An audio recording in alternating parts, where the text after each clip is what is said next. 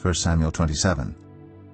But David thought to himself, "One of these days I will be destroyed by the hand of Saul.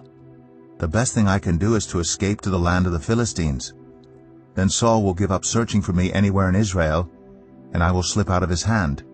So David and the 600 men with him left, and went over to Achish son of Maok, king of Gath. David and his men settled in Gath with Achish. Each man had his family with him, and David had his 2 wives, Ahinoam of Jezreel, and Abigail of Carmel, the widow of Nabal. When Saul was told that David had fled to Gath, he no longer searched for him. Then David said to Achish, "If I have found favor in your eyes, let a place be assigned to me in one of the country towns, that I may live there. Why should your servant live in the royal city with you?" So on that day Achish gave him Ziklag, and it has belonged to the kings of Judah ever since. David lived in Philistine territory 1 year and 4 months. Now David and his men went up and raided the Geshurites, the Girzites, and the Amalekites. From ancient times these peoples had lived in the land extending to Shur and Egypt. Whenever David attacked an area, he did not leave a man or woman alive, but took sheep and cattle, donkeys and camels and clothes. Then he returned to Achish. When Achish asked, "Where did you go raiding today?" David would say, "Against the Negev of Judah, or against the Negev of Jerahmeel, or against the Negev of the Kenites." He did not leave a man or woman alive to be brought to Gath, for he thought, "They might inform on us and say, 'This is what David did.'" And such was his practice, as long as he lived in Philistine territory. Achish trusted David and said to himself, "He has become so obnoxious to his people, the Israelites, that he will be my servant for life." 1 Samuel 28. In those days the Philistines gathered their forces to fight against Israel. Achish said to David, "You must understand that you and your men will accompany me in the army." David said, "Then you will see for yourself what your servant can do." Achish replied, "Very well, I will make you my bodyguard for life." Now Samuel was dead, and all Israel had mourned for him and buried him in his own town of Ramah. Saul had expelled the mediums and spiritists from the land. The Philistines assembled and came and set up camp at Shunem, while Saul gathered all Israel and set up camp at Gilboa. When Saul saw the Philistine army, he was afraid. Terror filled his heart. He inquired of the Lord, but the Lord did not answer him by dreams or Urim or prophets. Saul then said to his attendants, "Find me a woman who is a medium, so I may go and inquire of her." "There is one in Endor," they said. So Saul disguised himself, putting on other clothes, and at night he and 2 men went to the woman. "Consult a spirit for me," he said, "and bring up for me the one I name." But the woman said to him, "Surely you know what Saul has done. He has cut off the mediums and spiritists from the land. Why have you set a trap for my life to bring about my death?" Saul swore to her by the Lord, "As surely as the Lord lives, you will not be punished for this." Then the woman asked, "Whom shall I bring up for you?" "Bring up Samuel," he said. When the woman saw Samuel, she cried out at the top of her voice and said to Saul, "Why have you deceived me? You are Saul." The king said to her, "Don't be afraid. What do you see?"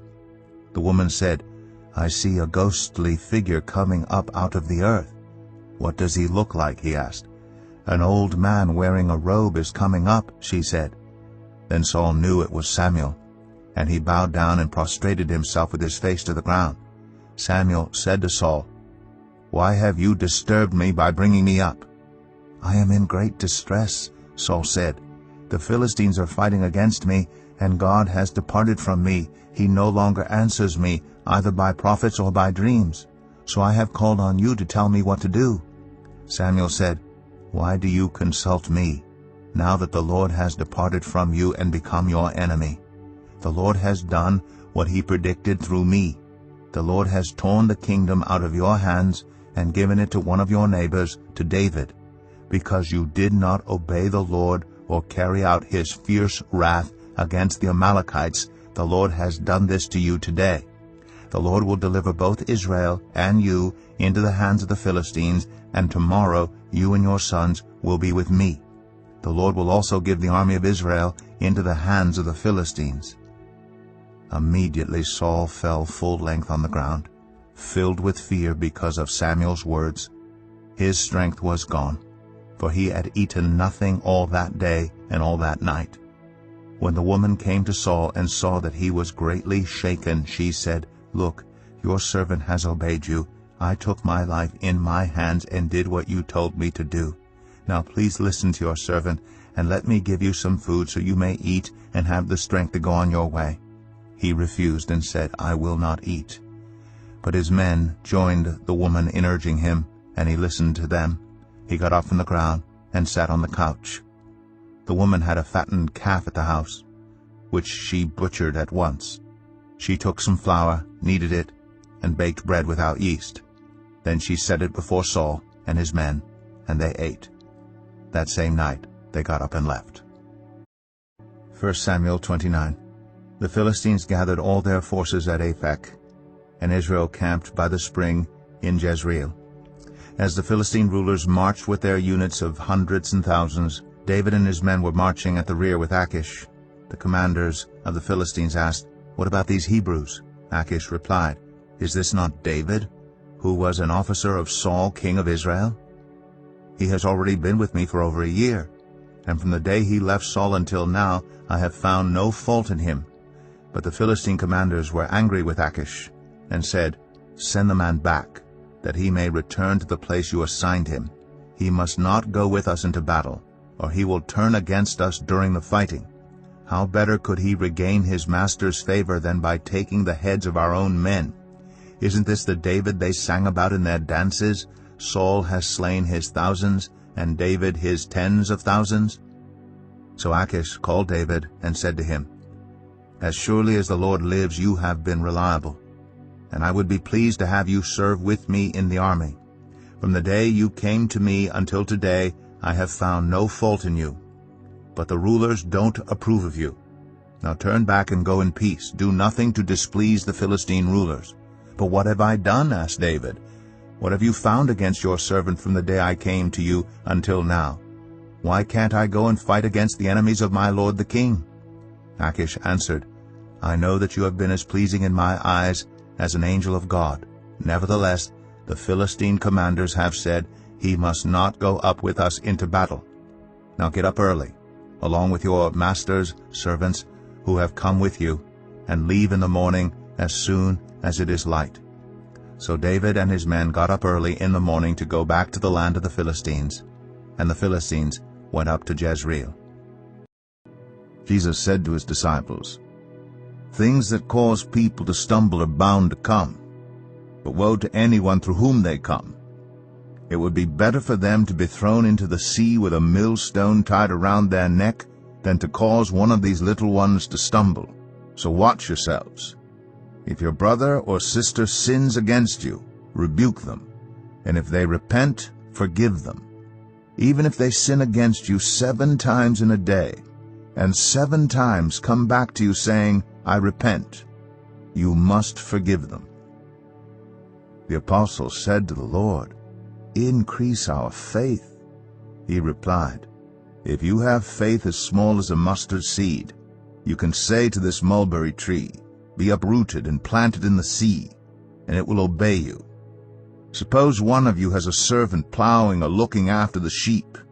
Will he say to the servant when he comes in from the field, 'Come along now and sit down to eat'?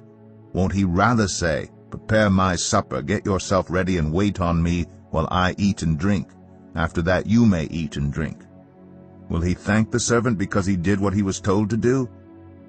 So, you also, when you have done everything you were told to do, should say, 'We are unworthy servants. We have only done our duty.'" Now on his way to Jerusalem, Jesus traveled along the border between Samaria and Galilee. As he was going into a village, 10 men who had leprosy met him. They stood at a distance and called out in a loud voice, "Jesus, Master, have pity on us." When he saw them, he said, "Go show yourselves to the priests."